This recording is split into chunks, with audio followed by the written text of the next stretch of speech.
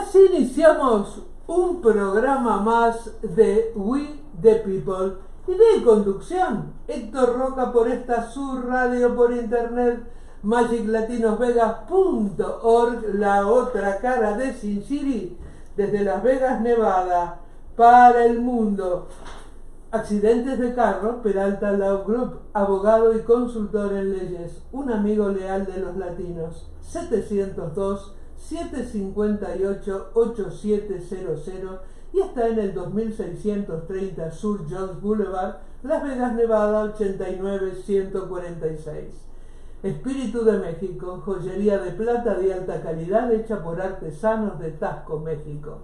Laura Feldman, 702-238-4374. Y Espíritu de México lo pueden encontrar en el local 317 del Boulevard Mall sobre la Maryland Parkway. Irving Parra, 702-355-0101, Sin City Computer. 11 años atendiendo a la comunidad latina, arreglando computadoras y laptop. Buenas tardes, Héctor. Buenas tardes. Tema de hoy, que es una especie como de adivinanza, como una especie de... ¿Por qué te surgió hablar de este tema en el día de hoy? Así. Porque llamar a los consejos y sugerencias sobre el futuro, llamarlo como horóscopo económico, exacto, es una forma de caracterizarlo con referencia a lo que vendrá. Y la intención es, por supuesto, sugerirle a la teleaudiencia, de alguna manera, comportamientos que a futuro no solo lo favorezcan, sino que lo defiendan de las contingencias que se pueden dar, muy probablemente, con las dificultades generales de la economía mundial. Eso significa que para aquellos que está dirigido este mensaje, que no es para todo el mundo, o sea, hay personas que tienen abundancia de recursos y ellos normalmente tienen otro tipo de gurú económico para decirles o aconsejarles de qué manera invertir sus excedentes de capital.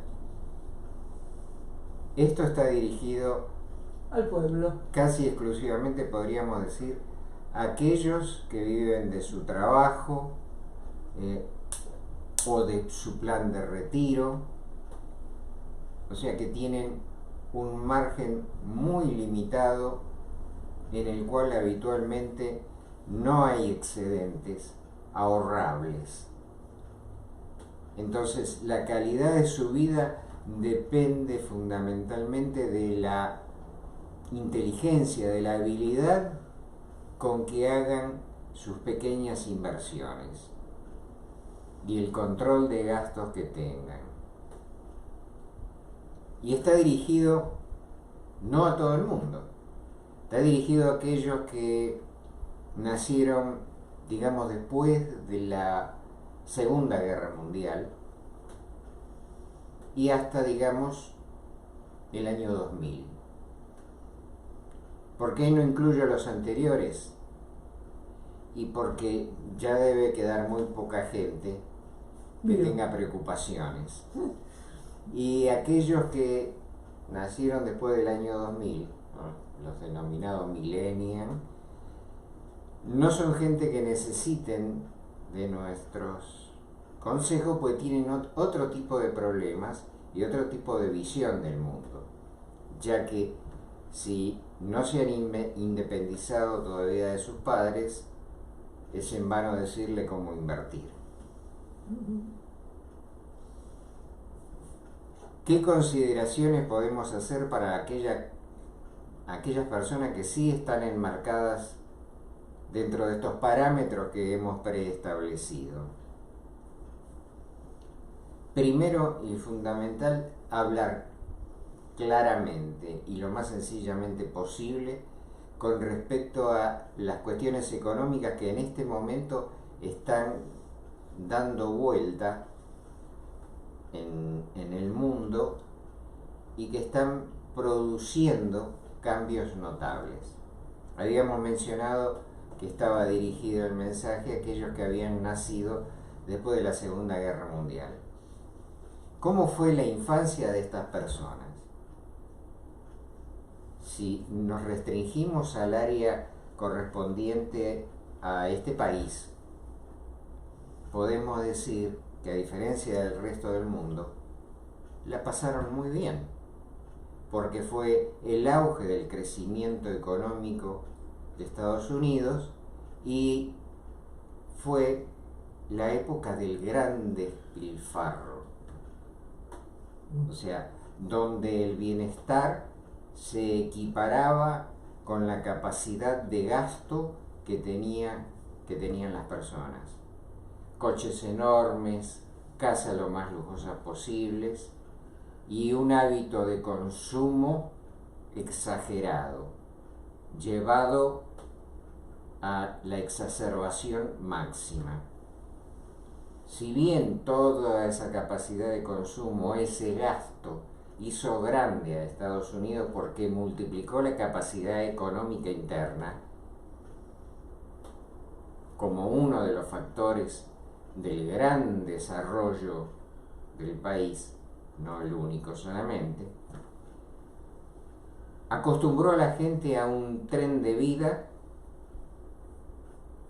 que se fue transmitiendo culturalmente a las generaciones subsiguientes. O sea, se educó a los hijos y a los nietos en un nivel de gastos que en el caso de aquellos que eran dependientes, estamos hablando de hijos y nietos, no condecía con la capacidad de producir riqueza que ellos tenían, porque eran dependientes. Pero sí gastaban como si fueran un ciudadano más dentro de la cadena de consumo. Esa cultura consumista, llevada al despilfarro, generó consecuencias que se tradujeron, por ejemplo, para citar, en la crisis del 2008, donde los aberrantes modelos crediticios, y los llamamos aberrantes por la falacia sobre la que estaban imaginados, donde una cuota de una vivienda adquirida comenzaba en niveles accesibles y después, por tener cuota variable de intereses, se traducía en algo insostenible. Cuando la burbuja económica estalla y la gente ya no está en condiciones de pagar, se produce la gran crisis inmobiliaria con una gran caída de precios y donde la gente termina, aún perdiendo la casa, termina debiendo más, o sea, pierden el inmueble en que habitaban, pero además quedan con la deuda, porque el valor del inmueble ha caído de tal manera que no recompone la deuda, ni siquiera mínimamente. Este desastre, que hizo mucho daño, probablemente no se vuelva a repetir ahora porque la gente ha aprendido a no hacer uso en general de esas deudas crediticias con tasas variables. Pero de todas maneras, hay problemas que se ciernen sobre la población en la actualidad, porque la capacidad de compra del ciudadano medio está basado fundamentalmente en su potencialidad crediticia.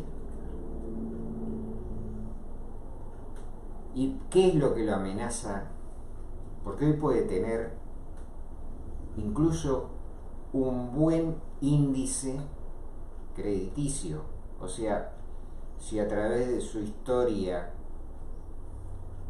ha tenido un comportamiento razonablemente para los bancos de devolución de créditos, seguramente va a tener un récord, o sea, un rango de crediticio abordable de nivel importante. O sea, será una persona confiable.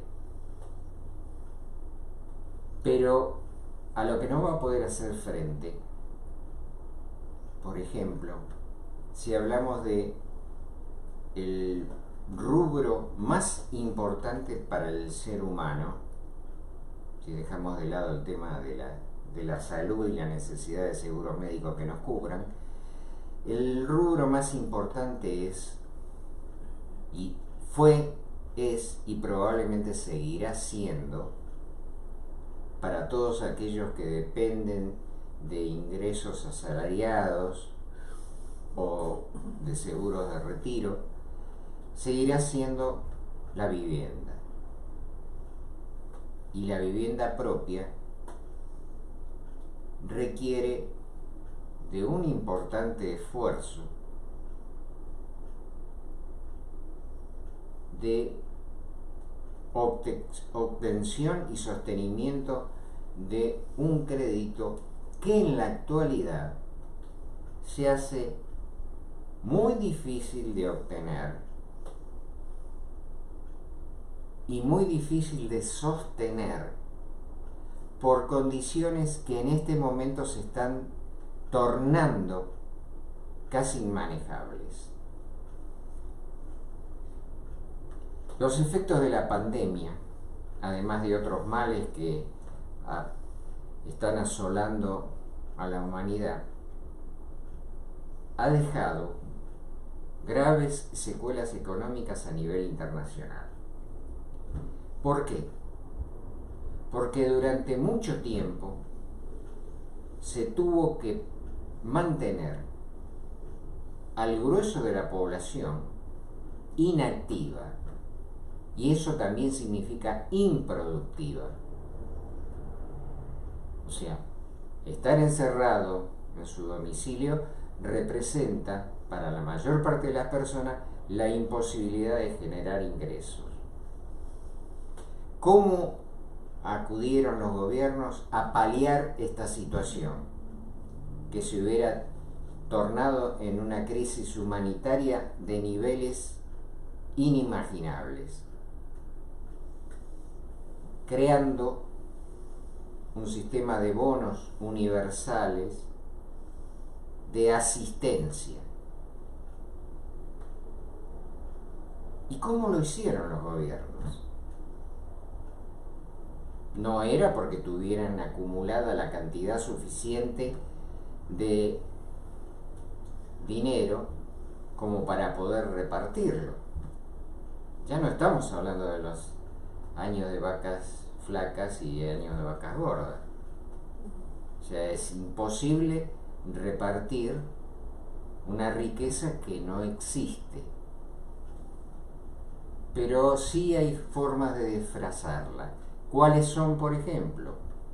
La principal es la emisión de moneda.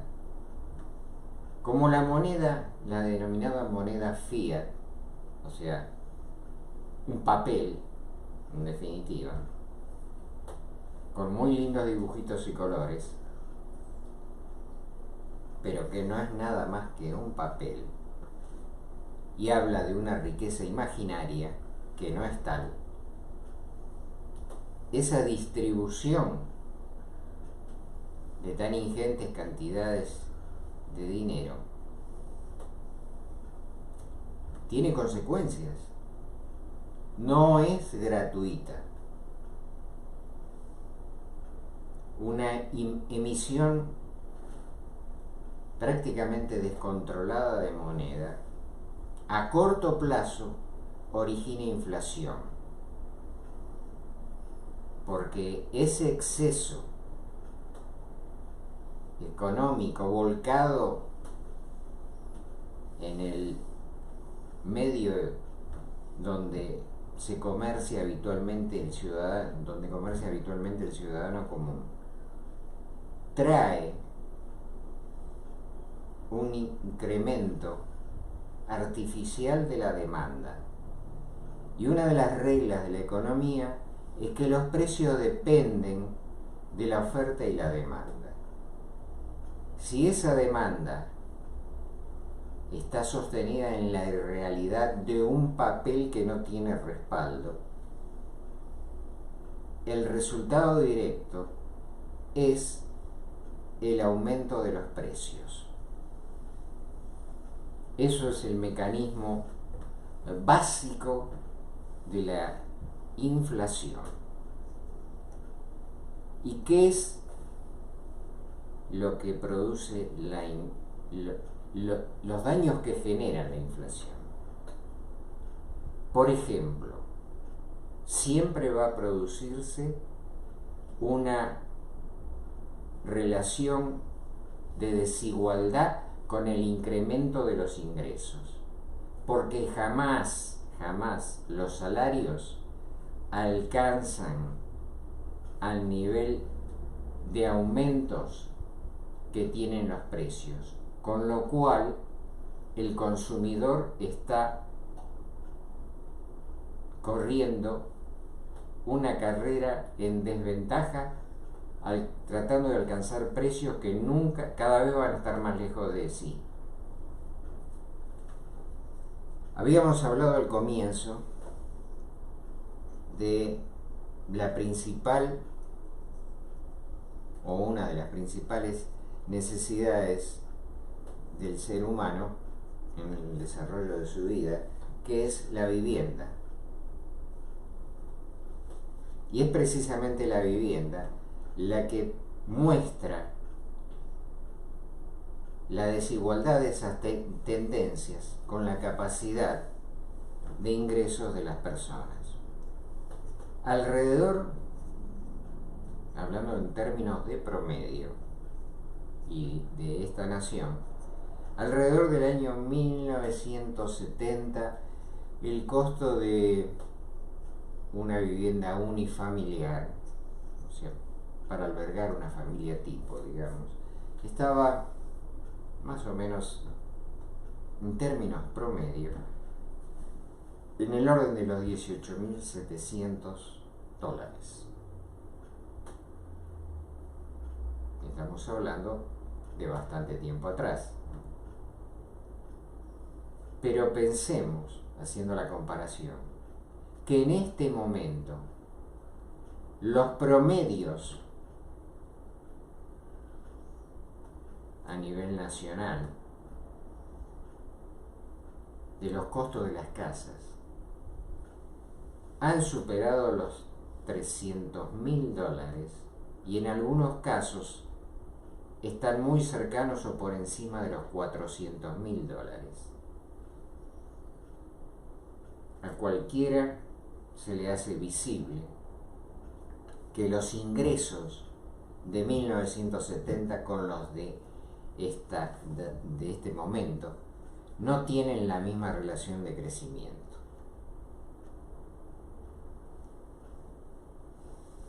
Estos precios exorbitantes que hoy se ven como algo estratosférico para el potencial comprador, además tienen otro ingrediente que lo torna no malo, sino perverso. En las épocas, en todas las épocas, los mecanismos de los bancos centrales para regular la economía están basados fundamentalmente en el manejo de los ratios de interés, o sea, de los niveles de los intereses para los créditos. ¿Qué significa esto? Que si al Banco Central, o sea, al regulador de los mecanismos económicos de un país, le interesa, por ejemplo, para combatir la inflación, reducir el consumo, lo que necesita hacer es precisamente retrogradar el crédito, porque el consumo está basado en la capacidad crediticia, o sea, no solo un inmueble, un televisor se vende a créditos. ¿Y cuándo va a comprar la gente casas o televisores? Cuando los intereses estén bajos y le resulte más conveniente comprar en pequeñas cuotas que no distorsionen demasiado el valor final a hacer el esfuerzo de comprarlo en el momento con la totalidad del costo. Esa es una manera de incentivar el consumo, o sea, es como un grifo. Claro. Si lo abrimos, el grifo, lo que estamos haciendo es bajar los intereses de los créditos, con lo cual fluye en la economía una corriente de capacidad de compra de la cual hace uso el ciudadano. Ahora, si para controlar la inflación hay que reducir el consumo, ese grifo hay que cerrarlo, si no totalmente hay que aumentar cuantitativamente el nivel de los intereses, poniendo en un nivel inalcanzable casi la posibilidad de compra a crédito. Esto es lo que sucede con los inmuebles. Los intereses de los créditos hipotecarios en la actualidad están alcanzando niveles que superan el 5%, con lo cual reducen notablemente o casi totalmente la intención del potencial comprador de obtener un crédito bancario. Y además la imposibilidad también está basada en que en el crecimiento de la cuota de amortización que tendría que abordar, normalmente va a estar fuera del alcance de la capacidad que tiene su ingreso, porque lo primero que hacen los bancos es ver qué capacidad de cobro tienen para el préstamo, cuánto gana el que está pidiendo el préstamo y cuánto podemos afectar de lo que gana para que haga frente a una cuota inmobiliaria. O sea que fundamentalmente el aumento del interés pone fuera del alcance del común de las personas la posibilidad de obtener un crédito. Y si lo obtiene, va a tener que recurrir a algunos mecanismos, como por ejemplo compartir la vivienda con alguna persona o personas que con su contribución mensualmente le permitan abordar la cuota inmobiliaria. Entonces, ¿qué es lo que sucede? El común de las personas pierde la capacidad de obtener su propia vivienda con las facilidades que tuvo en otras épocas. Cuando no puede recurrir a una tarea conjunta de abordar el pago inmobiliario, ¿qué les queda? Rentar, alquilar. Pero los alquileres también suben,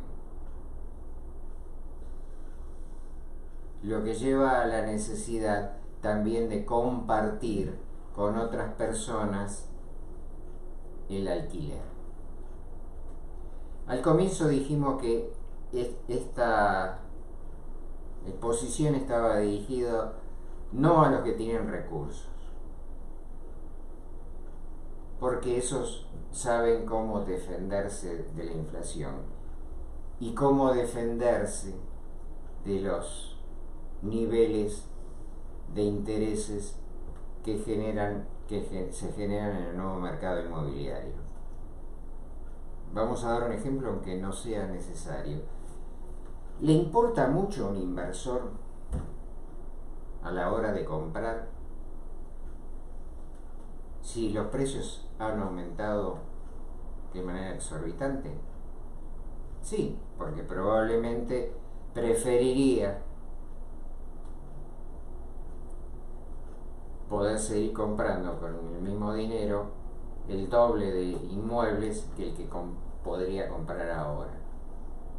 Pero la realidad es que no va a parar su actividad económica porque los precios suban. Entonces,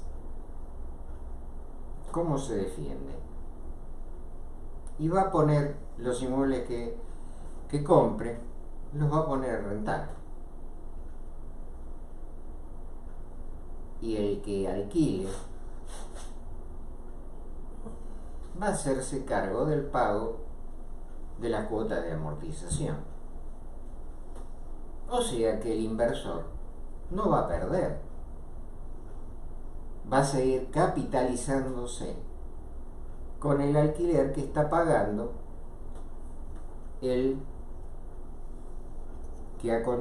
la persona que ha contratado el arriendo del inmueble. Y además, los contratos van a ser de muy corta extensión. Ningún inversor va a hacer un contrato a 5 años si la posibilidad de que sigan aumentando los costos, tanto de valor inmobiliario como de tasas de interés, va a seguir creciendo. O sea que los plazos van a ser los mínimos que se puedan regular por ley. En general estarán en el orden como máximo de 2 años. Con lo cual, el que haya alquilado se va a ver en un plazo corto ante el dilema de poder renovar el contrato, si es que lo consigue, o buscar otra forma de tener una vivienda. Pero la dirección en que apunta para el común de las personas es la precarización de sus posibilidades en lo económico y su capacidad crediticia y sus posibilidades de sostener las cosas de las cuales era propietario en alguna etapa de su vida. Y acá podemos recordar algunas de las emisiones anteriores en las cuales hemos mencionado el deterioro de la clase media y cómo muchos de los ciudadanos de este país han tenido que dejar sus viviendas y reducirse a vivir tal vez dentro de el único vehículo que le queda. ¿Cuál es la sugerencia a futuro para el común de los mortales? es abrir los ojos ya y en forma inmediata a la situación que se avecina, porque el sistema en que está construida la cultura económica de este país es inviable en el futuro. Ya no solo es imposible sostener una economía de despilfarro, ya se está atacando las necesidades básicas de la población con restricciones no solo en los consumos alimenticios, sino particularmente en los de salud, en los de educación. O sea, el ciudadano necesita restringirse en todos los aspectos de su vida y adquirir una conciencia del gasto totalmente diferente a la que tuvo durante las décadas anteriores, porque estamos en el periodo de las vacas flacas. El de las vacas gordas ya quedó atrás y no sabemos cuándo y de qué manera y para quiénes podrá retornar.